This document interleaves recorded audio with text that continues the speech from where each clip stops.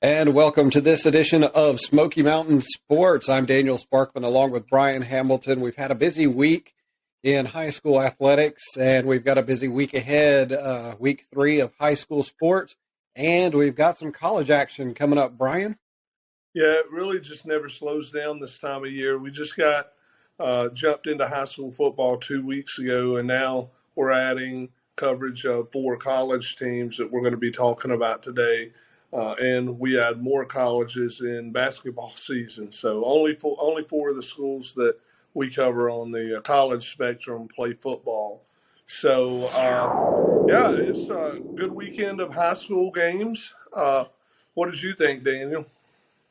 Yeah, it was it was a good week. We've had a lot of action. In fact, we've even had some good volleyball and girls soccer. You got out to some volleyball games this past week, so tell us a little bit about that.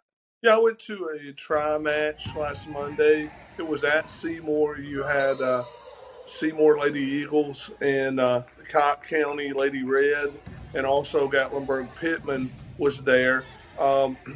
Really, Seymour had a great day. They won both matches against Cocke County and Gatlinburg Pittman 2-0.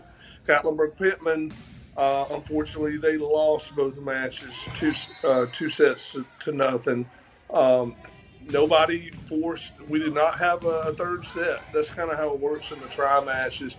Say if you just go and it's not 3 teams there, they will play best of 5. But in the tri matches, just due to time, since you have 3 teams there, they play a best of 3. So we did not have a game 3 in any of those. Cocke County in the middle game, they took out Gatlinburg Pittman 2-0. So it was really fun to watch. This was my first volleyball action this year, and also we've had some soccer action too.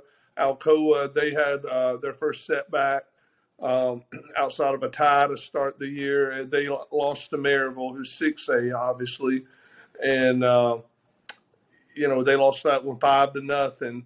And then they went to region play and defeated Pigeon Forge 7-0 last week. So the Lady Tornadoes are rolling again after that Maryville loss.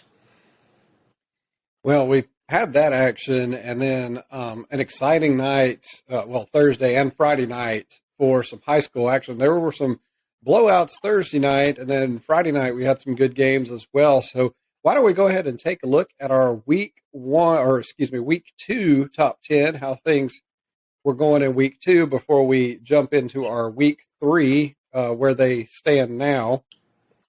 So this is what it looked like last week as we were going into the week, looking ahead at some games.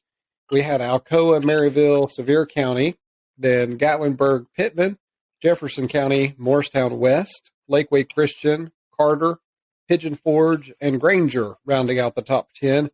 So, Brian, with that said, we've got 5 undefeated teams out of the 20 that we cover. So there are 5 that remain undefeated after week 2. Yeah. Talk to us a little bit about where things shake out for our week 2 top 10.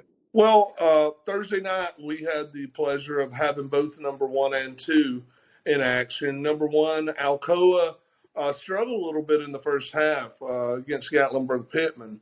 And it was 10-7 with just 25 seconds to go until halftime. And then Alcoa managed to score with 25 seconds left. As Gatlinburg Pittman, if they were really going to stay in that game, they needed to take it to halftime with only a 3-point deficit. That did not happen, and it became a blowout later in that game. And Gatlinburg Pittman would ultimately fall 52-17. Well, Daniel, I went on the road Thursday night for Maryville at Powell.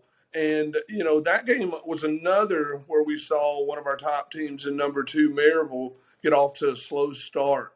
Powell, without their starting quarterback, who got injured in the Anderson County game, Maryville managed to put a field goal through the uprights, take a 3-0 lead at the end of the first quarter. But You know, Matthew Clemmer and Noah Vaughn really started to get things going in the second quarter, and then they went to halftime 17-0, and then the rest was history.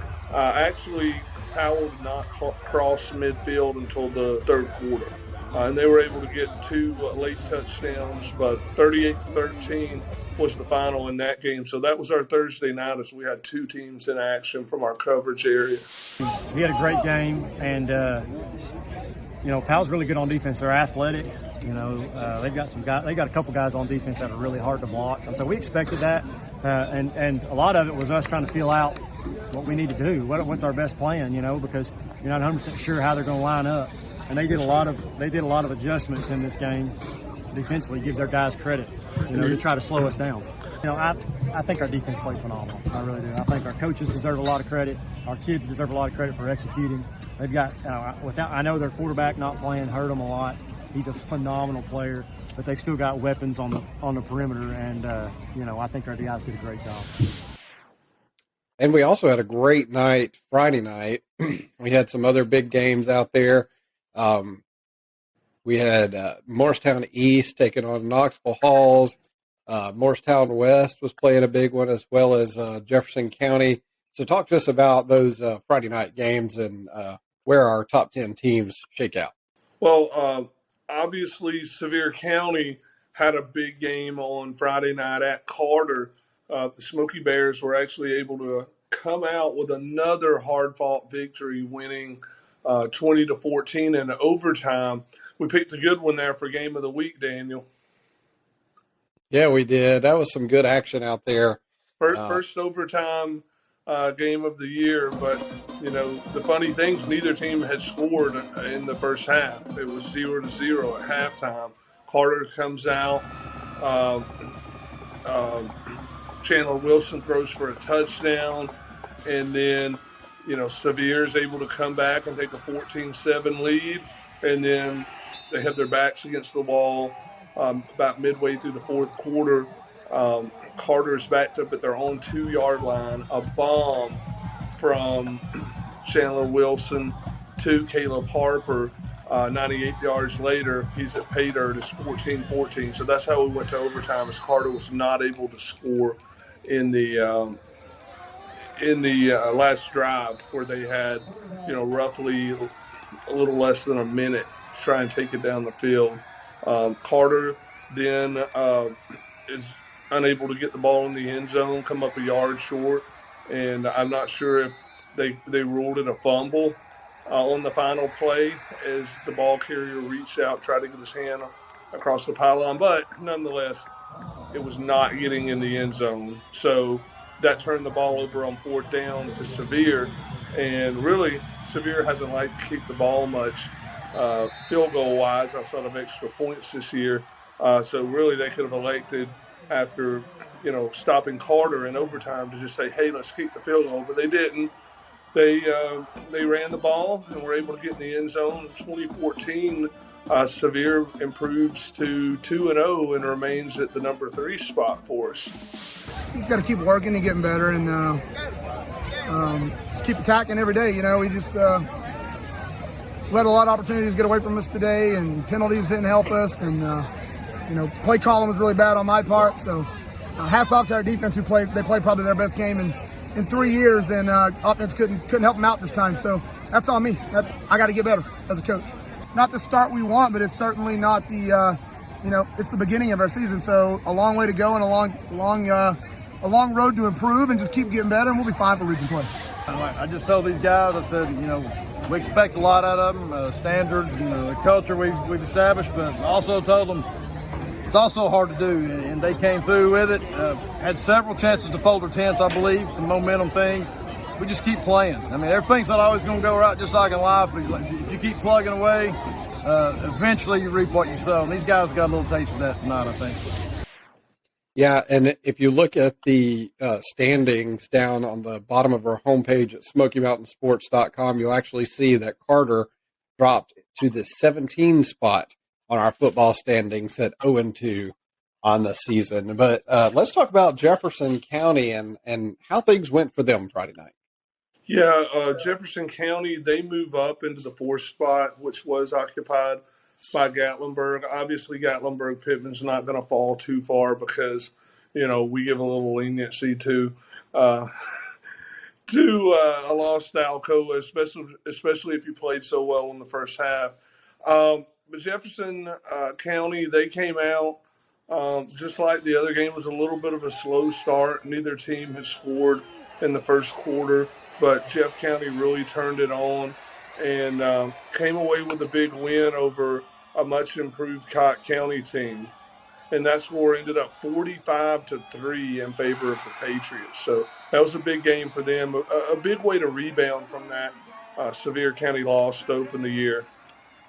So that was a great game. Also, another really good game that we saw was Morristown West and Hardin Valley. So Morristown West, they move up to number 5, just ahead of Gatlinburg Pittman at 6.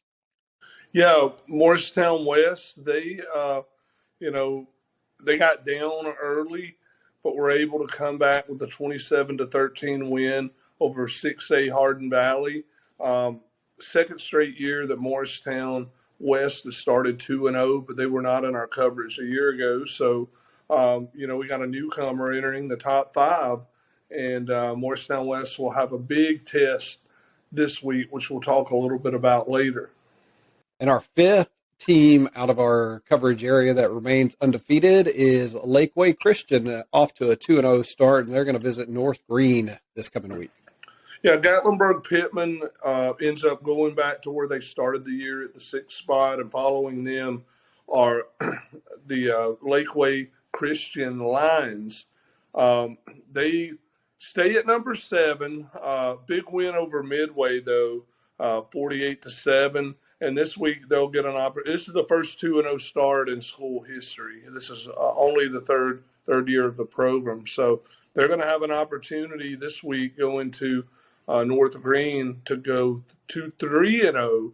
Lakeway's just been a pleasant surprise, though. When I talked with their coach, Thad Wells, before the season, I knew that this was a sleeping giant, and that's what he said, in his interview. And he's sticking to his word. Lakeway's just turning heads this year.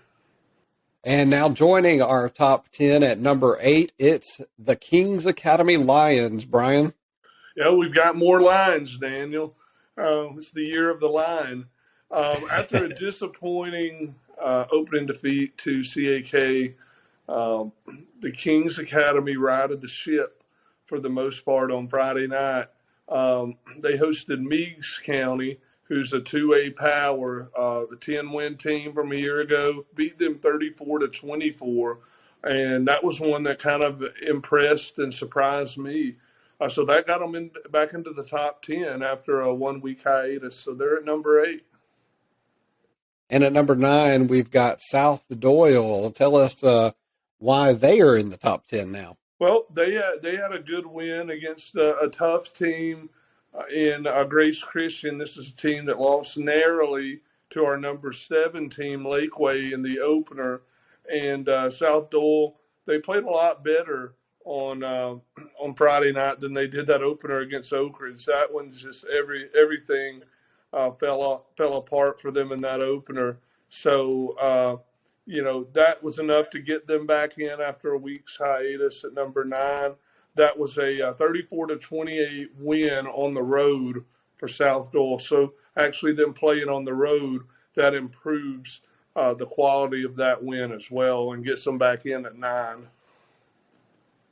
And then we've got a third newcomer to the top 10 in Morristown East. They've joined the pack with their win against Knoxville Halls on Friday night. Yeah, choosing number 10 was difficult because, at this point, that's where kind of after I feel number 8 in TKA is where kind of there started to get a little bit of separation. Still, South Doyle, Grace is an 0-2 team, but, just the way that they rebounded and the fact that, that Oak Ridge was a solid 5A team, that helped their cause.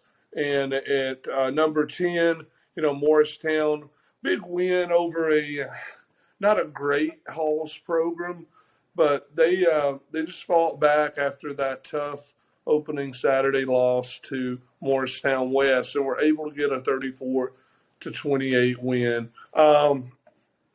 Seymour was considered here, but the way they lost to Gatlinburg, and then edging out a not so great Cherokee team that really took one on the chin to Cocke County last week.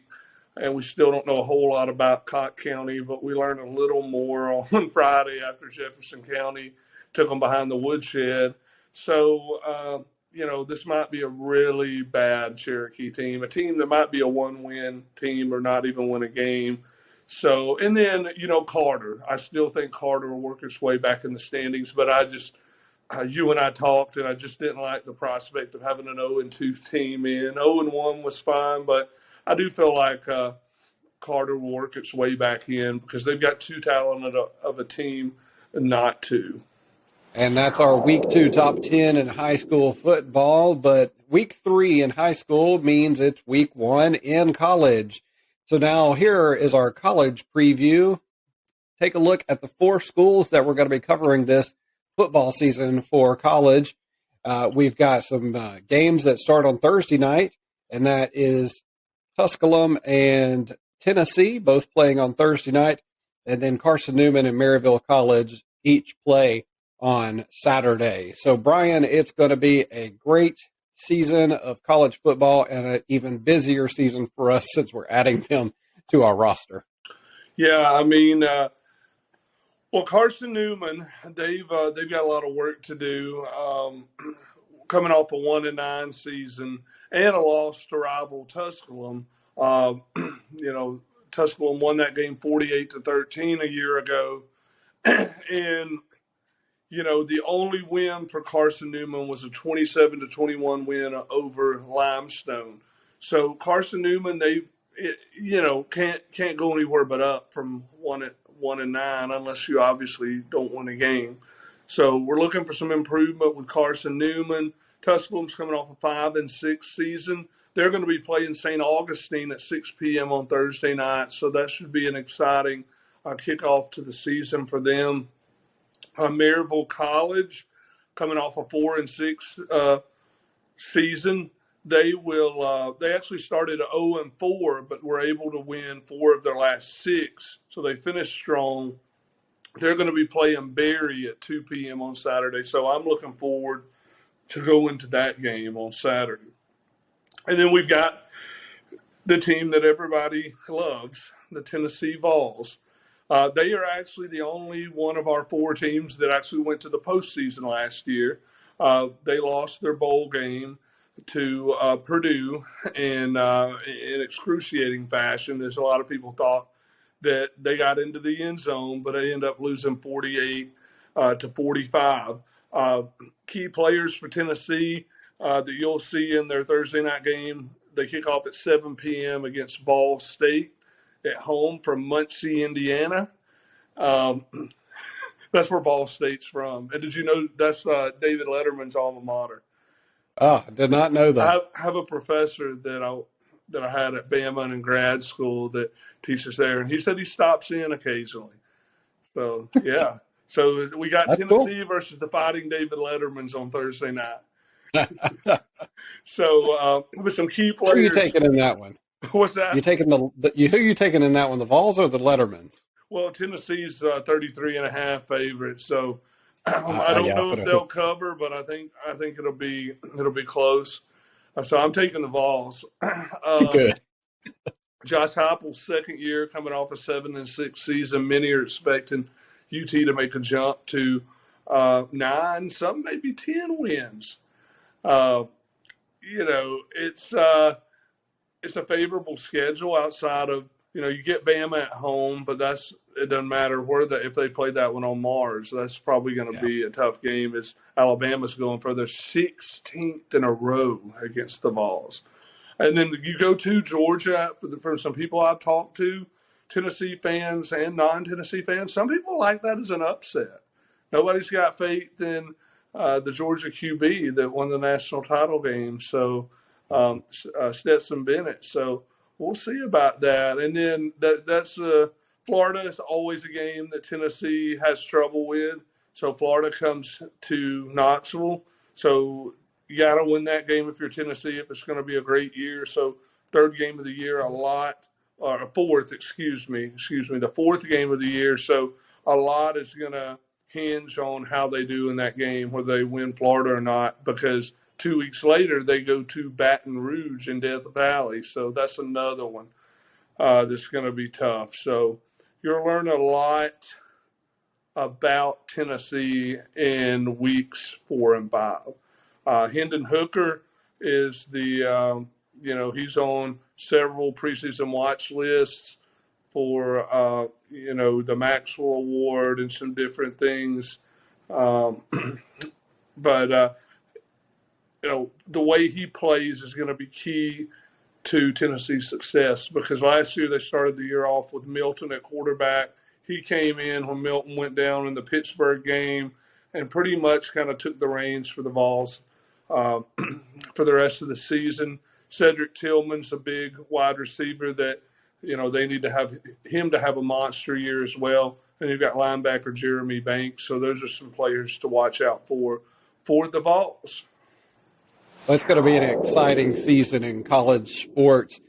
Great slate for this week coming up. Now it's time to look. Now it's time to Wookie, whatever. It's time to look at our week 3 games in high school football. Brian, we're going to start with Northview Academy at Alcoa. I think we all know how this one's going to go. I think we do. Northview coming off a big win over a West Green squad. This not a great team for, basically how can you sugarcoat that? They beat them in that form of fashion last year, and then Alcoa came to town. It was like a 63-8 win. So something like that. Don't quote me on that score because I didn't look it up from a year ago. But it was a score of that nature. It was a big win. So yeah, but it's going to go much like last year. Northview Academy has a new coach, so I expect he came over from Catholic. Was a coordinator from Catholic, who's one of the largest private schools in Knoxville. So I do expect him to be able to right that ship, but it won't be Thursday night because Alcoa is going to come in fired up, and they're probably going to be fired up about how poorly they played in the first half against Gatlinburg-Pittman. So look for them to have a fast start. I would expect one of those where it's 35-0 by the end of the first quarter or early in the second quarter. And our next game, Knoxville Central, is at Sevier County. Yeah, Knox Central, we're getting into our region play this week, which is exciting. Sevier County is going to try to go 3-0, and you've got a Knox Central team that I saw them in the Jamboree against Carter. They didn't look great, but they're coming in off a win, and they're coming in at 1-1 after a treacherous week 1 loss. But that's a game that Sevier County can win and really needs to win to get off to a positive start in their region. And Farragut at Maryville is another region game. Farragut is 1-1 coming into an undefeated Maryville. Yeah, Farragut is a team that Maryville played twice a year ago, and they really, it surprised some people. They kept it a really close game in their playoff matchup in the state quarterfinals. Maryville won that game 28-21. A year ago, they were 0-2 coming into this game, and leading up to that game, Coach Derek Hunt told the press that this was the best 0-2 team in the state. Farragut, they've got talent. They have talent in every sport, much like Bearden, their rival in Knoxville. So, it'll be a tough game, but Maryville obviously should prevail because they have a lot of talent as well. Yeah, it's going to be a good game between those two. So our next game we're going to talk about is Cosby, who's traveling all the way up to Jellicoe. Yeah, Jellicoe. When I first heard this name when I moved here, I kind of thought of it. It's like a mix between Jello and that Alabama drink, they call Grapey-Co. Yep. So, yeah, that's Jellicoe. Jellicoe. This is a team, Jellicoe's starting 0-2. So, really, this is a team that's had some good seasons here recently. They really put it on Cosby a year ago. But, Cosby, this is their time to pounce and go and get a road win so that maybe they can sneak in the top 10. They took one on the chin with a shutout last week as they went to Unicoi. But we talked about the Unicoi game and, 42-0. It was a shutout a year ago as well. That's a 3A team that only lost 2 games last year, and their last loss was in the playoffs to Pigeon Forge. So that's not a game that I think anyone really expected Cosby to win, except maybe the coaches and the players, as Unicoi came in to Cosby on Friday night and gave them a whooping. But it's a 3A school, so that's one of those games that really just shows a measuring stick of how far you've come from the spring until now. So I think Cosby will get fired up, and we'll see how they do at Jellicoe on Friday night. And we've got our undefeated Lakeway Christian who's going to be at North Green this week. Yeah, I decided to throw in a bonus game this week just because Lakeway is undefeated, and usually we go with five games, but I threw in a 6th to preview and pick this week because Lakeway obviously is going to have a good shot to go to 3-0. They are visiting North Green. That's the game we're actually going to be at North Green on Friday night. So it should be an exciting atmosphere as Lakeway tries to run the record of 3-0. Now it's time for our Week 3 game of the week. It is Davy Crockett at Morristown West. Brian? All right. Well, like I said earlier, Morristown West, they started 2-0 a season ago. This was where it ended. In this game, they had to travel to Davy Crockett a year ago. And this year they get that game at home, and they're both 2-0. So, that is going to be a very tough test for the Trojans. But luckily, it's at home, and we're going to be at that game as well on Friday night. So I'm anxious to see how Morristown West performs, especially with the success and emergence of running back Tyson Johnson this year. He's really carried the load for them. He has, and it's going to be an exciting game for sure to see which team can come out remaining undefeated.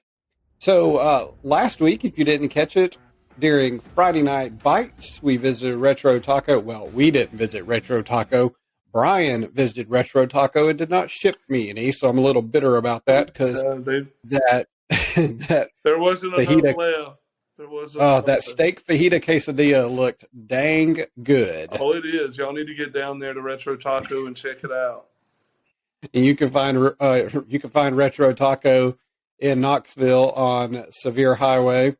And you can find Friday Night Bites on our homepage, SmokyMountainSports.com, SmokyMTNSports.com. And Brian, now it's time for your favorite part of the week. It's the Weekly Advantage, where Brian decides which teams he thinks are going to win in the week ahead out of the 6 games that we're previewing this week. We're going to start on Thursday night with Northview Academy at Alcoa. Alcoa minus 42. That's all I'm going to say. Okay.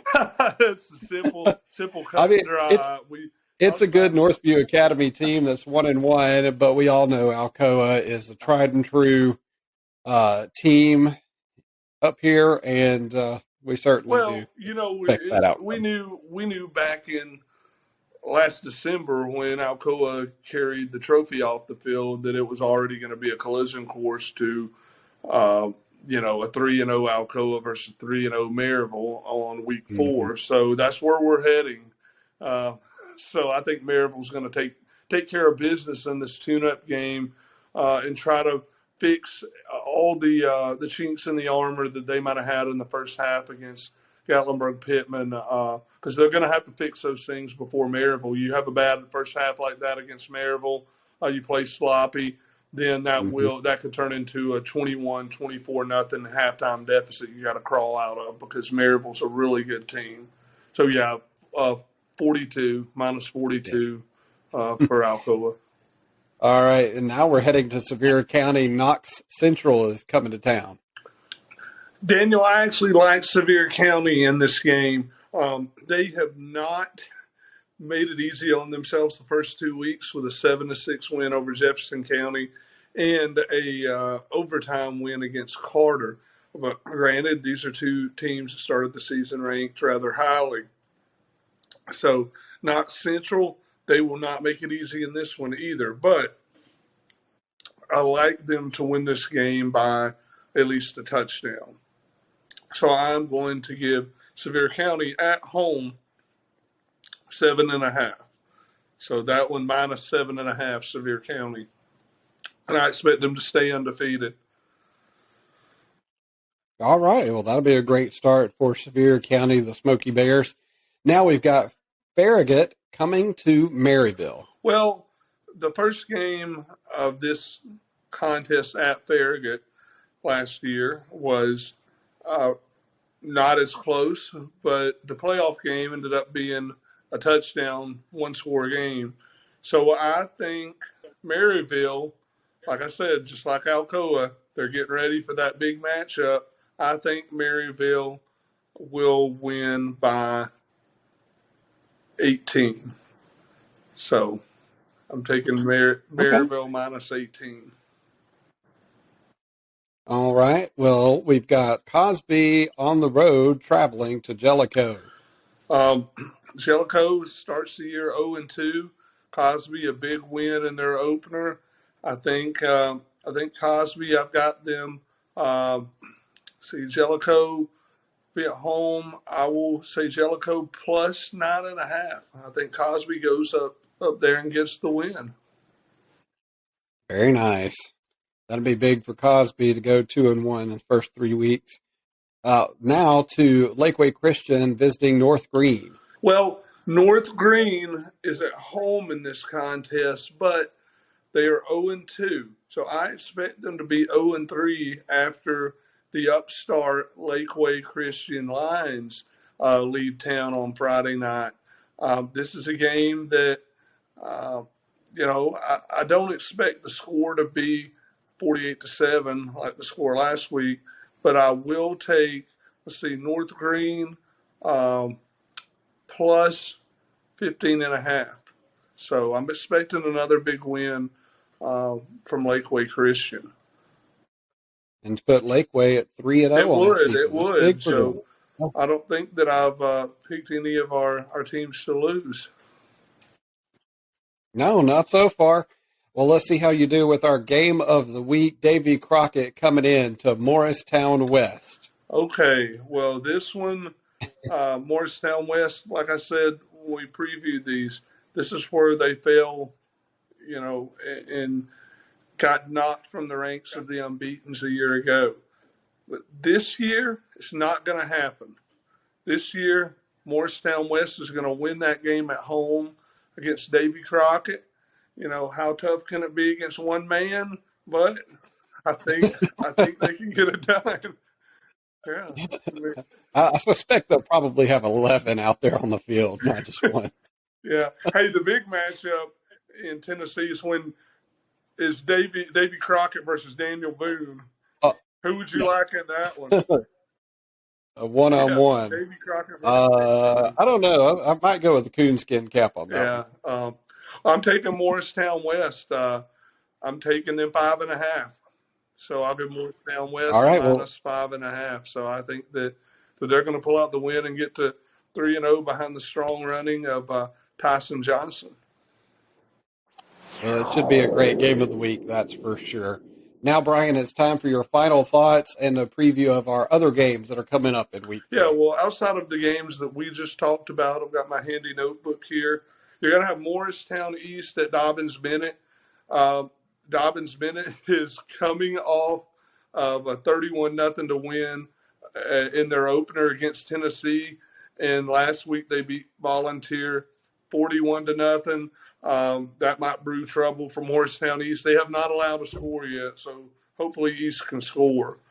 Jeff County at William Blount, who is 0-2. William Blount took them a little bit last week against Carnes, but they finally got on the board this season. So William Blount's got a tough task as Jeff County comes to town. We also have Union County at Pigeon Forge. Pigeon Forge is 0-2, looking to get on the board with a win this season. Let's see. We have Austin East at Gatlinburg-Pittman. The Gatlinburg-Pittman, actually, some of the coaches and players went out and scouted them since they played on Thursday night on Friday. Austin East is 0-2, so this should be a good opportunity for Gatlinburg-Pittman to get back on the right track in region play. Let's see, Cocke County at Heritage. This was a battle of the winless a year ago, and Cocke County won a thriller. I expect Cocke County should, be able to pull that one out and move to 2-1 next week. Howard at TKA. TKA's third home game of the season, the third of 8 home games. So kind of a nice homestand by TKA to start the year. Howard is 0-2, so this is another opportunity for TKA to get a win. Scott at South Doyle. South Doyle comes in, after that big win over Grace Christian. They're playing the Scott team that's 0-1. They lost. They had a bye in the first week, and then last week they lost 55-13 to Coalfield, which is a 1A. So I expect South Doyle to take that one. And then lastly, we've got Gibbs versus Carter. Carter should be able to move that record to 1-2 this week. Gibbs lost 52-7 to Webb, the team that beat Carter in week 1, but they didn't beat them that bad. So those are our games for week 3, and I'm excited for a big weekend. That's all we've got for this week of Smoky Mountain Sports. And we always want to remind you that you can text any updates and final scores throughout the week to 865-268-9088. That's 865-268-9088. If you want to support our efforts to cover high school and some college sports in East Tennessee, you can do that at patreon.com. Just go to patreon.com/SmokyMTN Sports. Patreon.com/SmokyMTN Sports. And our Smoky Mountain Sports podcast is now available on your favorite podcast platform. All right, buddy, that's going to do it for tonight, and we'll see you all again next week.